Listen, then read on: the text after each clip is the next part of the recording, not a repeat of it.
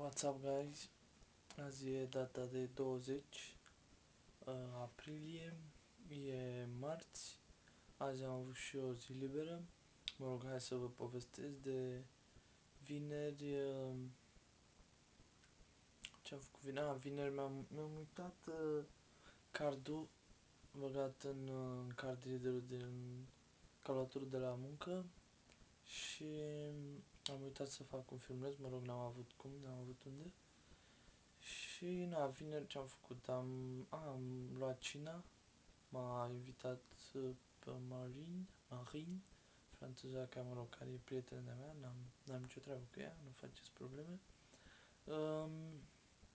Apoi am venit acasă, am dormit, și sâmbătă am ieșit o leacă prin oraș cu fetele.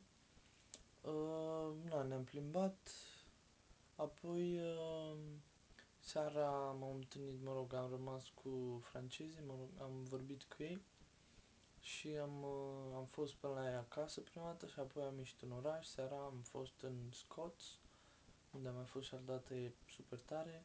Ne-am distrat, a fost super marfă, mai după ce s-a terminat a fost la McDonald's, am pupat ceva că era foame, dar a fost super tare.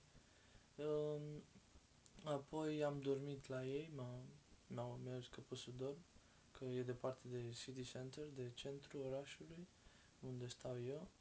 E cam la 20 de minute cu mașina, să zic așa, jumătate de oră cu autobuzul. Apoi sâmbătă ce am făcut? Mă rog, spre duminică am mai stat cu ei puțin, mă rog, după aia am venit acasă, am făcut și eu să mănânc. M-am culcat, luni am început la Interconnection, am avut și eu o simulare la examenul de TOEIC, de engleză. Astăzi am primit mesaj, am luat cel mai mare scor, 136 din 200, ceea ce e bine, 6,8 e nota sau ceva genul, dar aici e în funcție de puncte mă rog, nu știu cum e, o să aflu și o să vă zic. Mâine am examen, care o să se pună, ce să zic, marți, adică ieri, de fapt de ieri, luni, cum am avut de off, am rămas iar la francezi, m-am dormit iar la ei, ne-am distrat, super așa, am ieșit în oraș, am stat pe la ei acasă până pe la 3-4 dimineața, chiar aproape 5, cred. A fost super funny, am făcut niște filmulețe, ceva, mă rog, poate să le vedeți. A fost super tare și astăzi, de fapt, astăzi e marți, am avut day off, zi liberă, că le-am zis că mă pregătesc pentru examenul TOEIC.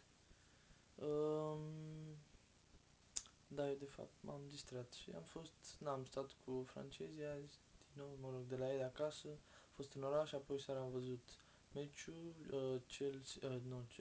Barcelona-Inter, a câștigat Inter 3-1, Schneider, Maicon, și cine a marcat? Și Milito. Și pentru Barça a marcat Pedro. Apoi am venit acasă, ne-am făcut și eu un duș și mâine o să mă pun să citesc și ceva, acum să văd. Mâine am examenul cel mare, TOEIC, o să fie important. Cam asta, nu prea am făcut videouri că n-am avut unde, dar o să vă povestea ce am făcut. Ok, cam asta e pentru zilele astea. See you tomorrow, peace.